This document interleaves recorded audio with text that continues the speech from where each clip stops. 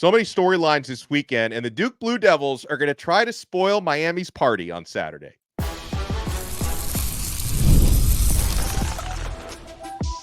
You are Locked On Canes, your daily podcast on the Miami Hurricanes, part of the Locked On Podcast Network, your team every day.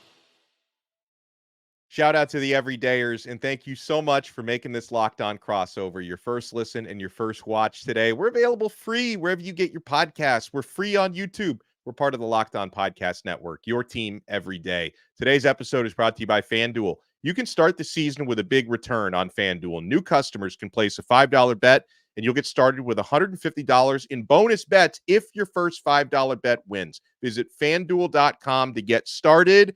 He is JJ Jackson from Locked On Blue Devils. I am Alex Dono from Locked On Canes, whichever channel you're watching us on. Thank you so much for being here. We're going to give you our predictions for Duke at Miami this Saturday, 12 noon from Hard Rock Stadium. Key matchups to watch. Grades so far. I guess we're a little past the midseason. I had midseason over there in the on the side, but we're a little bit we're about two-thirds the way through the season now. And JJ, I got to ask you because I've covered Miami for a long time, and that includes the recent Manny Diaz era.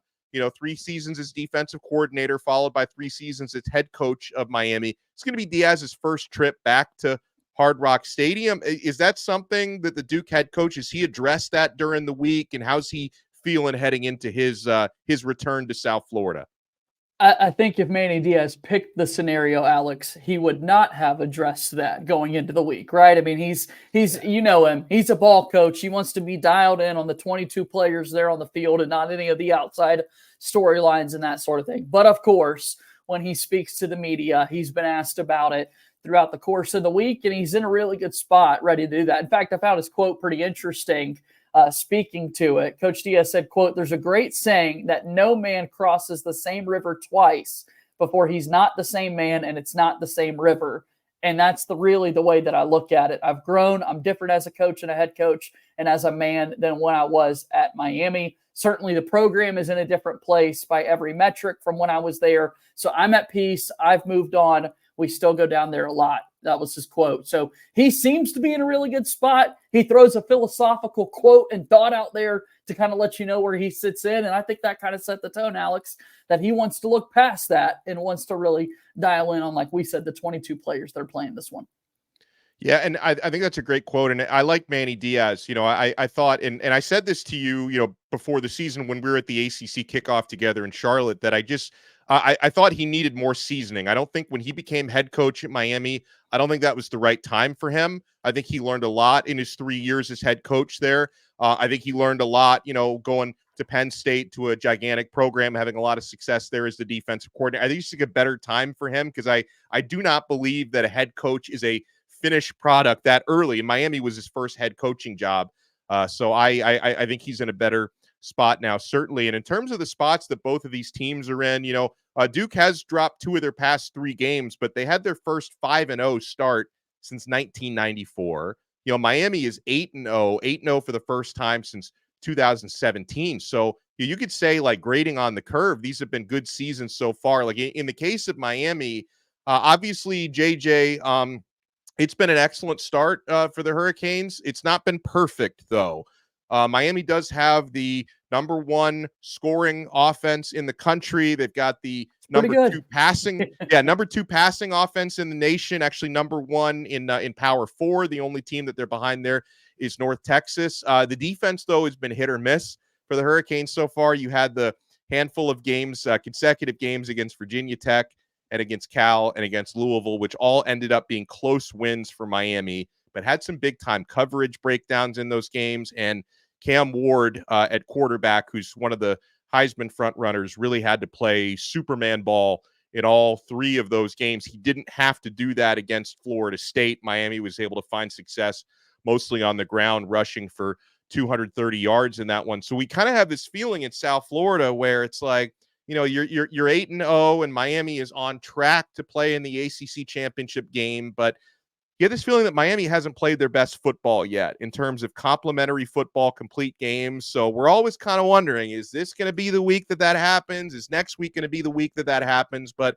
I think Mario Cristobal has done well. He's shown some evolution. If you look at how Miami's passing attack has taken off, and the Hurricanes are so lucky to have a quarterback like Cam Ward. He's just been tremendous. So it's hard for me to give Miami anything less than I would say like an A minus so far with the way that they've started. The offense gets an A plus plus. The defense gets about a C. So you average that out, it's somewhere in the A minus B plus range. How have you felt about Duke football so far?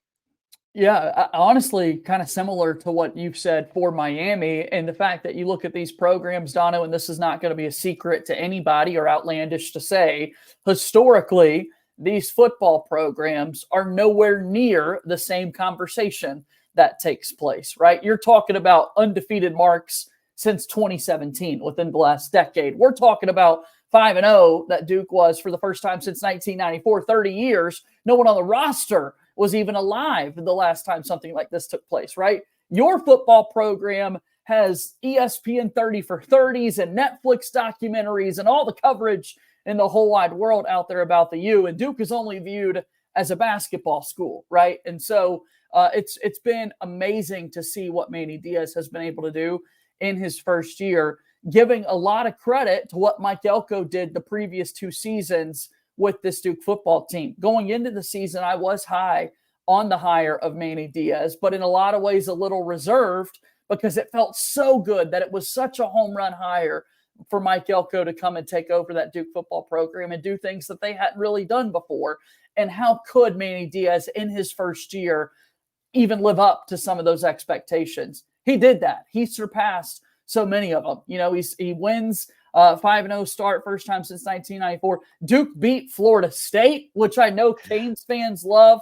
That had never happened before, had been 0-22 all time. And so, yeah, if I were to give out similar grades, Alex, I'm genuine when I say I think defensively, shocker, Manny Diaz side of the ball would kind of be that A++ department for this Duke football team because they have been getting after you. You look at where they're at in sacks and tackles for loss. Got to give defensive coordinator Jonathan Patke a lot of credit for what he's done with Manny Diaz on that side. Again, names that are familiar to the Miami program from Diaz run. And then offensively, that's kind of where Duke has had its highs and lows, great moments, not so great moments throughout the course of the season. And that's where you would kind of veer in that C plus, B minus range. And so averaging it out, really, really pleased with where Duke is at this point of the season. Again, just as football programs, there's still a mountain of difference between the two schools. Now, I mentioned some of Miami's imperfect performance, and there have been times when Miami's been a little bit sloppy with the football. Cam Ward threw a really bad pick 6 against Cal. Miami was able to overcome that. Too many turnovers against Virginia Tech. They were able to overcome that. So Miami has been able to mistakes have not cost them wins to this point. You got to explain to me what happened with Duke last week, though, JJ, because this has happened before. I think about 15 years ago was the last time this happened, but I can never remember seeing a team going +6 in the turnover margin, 6 takeaways to none, and still finding a way to lose that game like Duke did against SMU. And it's like part of it, and I know it sounds like an insult or a backhanded compliment, but I do respect the fact that Duke was able to force 6 turnovers in that game. And if that happens to Miami's probably not winning the football game. But how did you guys not beat SMU last week? I mean, in some ways you can explain it, but you really can't. It just does not make sense. How does this happen? Yeah. How does a team have 6 turnovers or, force 6 turnovers as a defense and not win? They didn't score any points. Duke scored 27 points in that game. None of them came off the 6 turnovers. Like, how does that even happen? Like maybe you win a game, you force 6 turnovers, or lose a game, you force 6 turnovers. But none of them came off any of those turnovers. It's crazy when you look at what Duke was able to do. They fought to the very end. Special teams was horrific, missing a PAT. They had one missed 40-yard field goal that would have given them the lead there late in the fourth quarter. And then as time was set to expire, again, after a missed 40-yarder, Duke goes out, gets another interception. They're able to kind of dribble out the clock, to use a Duke basketball school analogy there. You set up a 30-yard field goal to walk it off, and it's blocked. It's blocked. It doesn't go in, and Duke goes to overtime. Manny Diaz goes for 2 to try to win it in OT. I love the call. Absolutely love it. And unfortunately, the play just didn't execute. So, yeah, that's a tough loss to take on the chin for sure if you're Duke. Yeah, and I can understand like going for 2 in the context of the state of the kicking game at that point. Like I totally got that. I was not shocked that they went for the win there. And folks, we got a big football game coming up this Saturday. And also we talk about Manny Diaz. This is going to be very interesting because he's back at Hard Rock Stadium for the first time. We'll talk about the odds. We'll talk about the key matchups, how this game is going to be decided on the football field. We're going to give our predictions a little bit later on. I am Alex Dono from Locked On Canes. He is JJ Jackson from Locked On Blue Devils. We're only getting started on this Locked On crossover event. I'm only getting started on the FanDuel app. And yeah, there's a lot of action you can have between Miami and Duke this weekend. Miami are big favorites.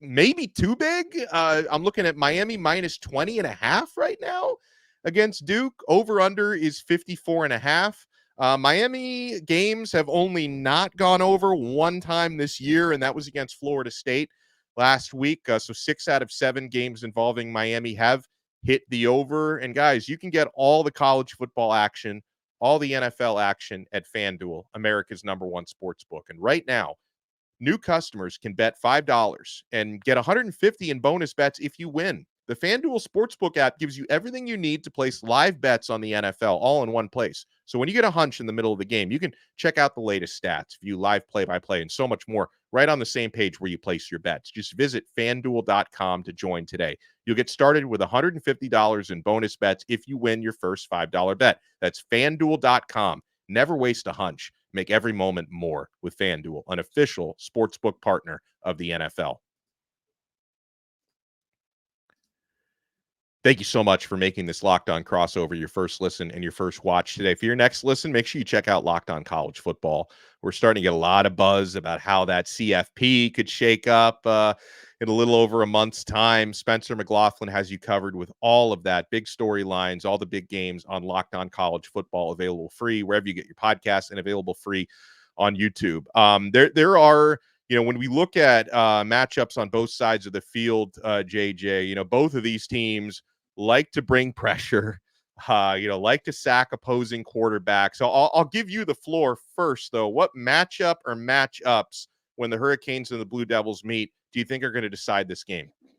I think it's fair to start there, Dono. I think it's fair to talk about that defensive front for Duke and what they're going to be able to do against that Miami offensive line. And not only that, but the quarterback in Cam Ward, who is as elusive as it gets in the sport. I mean, as a Duke fan, as a college football fan, Cam Ward is as exciting of any player to watch. I mean, so fun to watch that guy extend and make plays. Hopefully it doesn't happen too much on Saturday. Hopefully guys like VJ Anthony off the edge for the Duke football team, Cam Bergeron coming in from that outside linebacker spot, Wesley Williams getting active on the D-line. Hopefully some of those bigger bodies can make big plays for Duke defensively. But I think that's the big question mark in this one when I look at it, is this Duke defensive front has been so effective at Penn State last season. Manny Diaz, one of the top defensive coordinators in getting after the quarterback. Jonathan Patke at Texas State, second in many of those ranks. Now they're leading this Duke team, and Duke has been towards the top of the entire country in tackles for loss and sacks. I mean, the two brains are back together on the same defensive staff and making things happen. So I think matchup-wise, that's one of the ones you got to start with. Yeah, and I start there as well. We're of the same mind with that. And I think obviously Duke is going to do it a little differently. They're going to put the Manny Diaz flair on it, but they can definitely look at some of the success that Florida State had last week, where they were able to sack Cam Ward 4 times, running stunts, disguising blitzes.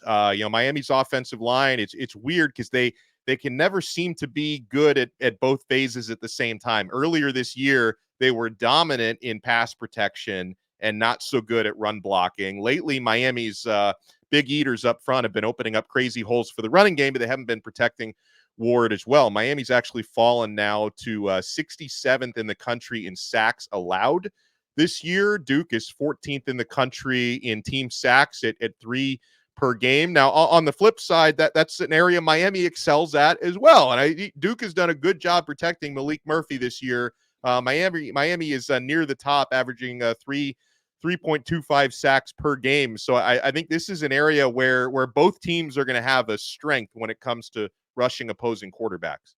Undoubtedly, and I think getting after Malik Murphy could be a difference maker as well. That's where I was going to go. Not only the defensive front for Miami, but what does that secondary look like against Malik Murphy? Look, to start the season, he wasn't playing his best. There was an interception too many in a couple of those opening games for Malik Murphy, and a lot of wide receivers not able to create too much separation. Jordan Moore's been banged up throughout the course of the entire season. Out of the backfield, Jaquez Moore has barely played at all for the Duke team. Eli Pankel has been a bright spot in that wide receiver room. But then even beyond that, while Malik Murphy has gotten the job done, and while I am nowhere near entertaining a quarterback change, that thought is just kind of wild to put out there. There have been wild throws. There have been inaccuracy questions that have been brought up by Malik Murphy or of Malik Murphy over the last few weeks. And so, Dono, I'm so curious if Miami's front is able to get after Malik Murphy and put more pressure on him than he's seen in recent weeks. Can he avoid the sacks, one, but then beyond that, with pressure, can he still throw accurate passes, or is it going to be a field day for that Miami secondary? Yeah, well, and Miami's secondary has not been very good, so it's one of those things where their best pass defense comes from the pass rush, because if they give opposing quarterbacks too much time to throw, there have been some communication. Yeah, it's been problematic, and I'm kind of wondering, like for Miami, maybe I'll pick your brain a little bit on Duke's rushing defense, because like oftentimes the stats can lie a little bit, right? Because Duke has been statistically so good against the pass. Where, the numbers against the run, they're 88th against the run. They give up 160 rushing yards per game. It doesn't look as good. Now, for Miami's offense, they've shown that they have an ability to take what a defense gives to them. It's been a pick your poison type of offense. And if Miami does have a hard time throwing the football, Xavier Restrepo had a tough time getting open against Florida State last week. If we do see something like that, Miami has also shown they can pound you on the ground, and Damian Martinez has really been hitting his stride over the past couple of weeks. So how much confidence do you have in Duke's rushing defense right now? And that's where I would go next, Dono, is that I think about some of the plays that frustrate you as a fan, or the ones that just don't go your way defensively so far this season. It really hasn't been too many opportunities of a wide receiver going over the top or a DB getting lost. If that's the case, it's just, hey, good play, quarterback beating the defensive back. A lot of times it's been, how in the world did that guy get 15 yards out of what should have been a 2-yard carry or whatever it may be? How did it turn into a 40-yard run? I'm thinking about one of Cam Porter's carries from the Northwestern game a little bit earlier this season coming to mind right now. So I think in many ways, as you said, that could be an area of attack for Miami to look at, because Duke has been susceptible at times in trying to, contain that rushing attack. And I think that's a good thing to bring up. I look at special teams wise, just in terms of kick coverage. Miami's had some breakdowns, like they gave up a kick return for a touchdown against Louisville. Miami hasn't. They've had a couple times where they've been close to breaking a kick return, but they haven't gotten a kick return touchdown yet. Miami's kicking game has been solid this year with Andy Borregales. The punter has not been too busy. Dylan Joyce, he only punted once last week, for example. I'm not sure how many he's at on the season, but have you felt, and you can go more in depth, I guess, on Duke's kicking game after what happened last week, but overall, special teams wise, what are you looking at? Yeah, Todd Palino, I've enjoyed watching him play over the last few seasons for the Duke football team. He's had some big kicks, big moments, and that sort of thing. But as of late, it feels like when you need one to go through, it hasn't been happening. And that would have been the scenario, again, with that 40-yarder to kind of put that SMU game to bed. And then you look at special teams, and there's an issue with protection on the field goal attempt, a 30-yarder to win this thing as time expires, and you can't get it done. And so hopefully that is something that Duke has put a lot of focus on this week throughout practice. I think Palino is the guy to still be back there kicking for Duke. He's 10 for 15 in field goal attempts on the year, 20 for 21 on that extra point. And it was a costly one in that SMU game this past weekend. So hopefully they're good in that department. They have had to punt a few more times than Miami has so far this season, and Reynoldson's done a fair job for the Duke football team. I really look at the field goals, and if it came down to a big-time kick on the road, mind you, it's tough to be inside the head of a college kicker, Dono. I mean, I do not envy their jobs whatsoever.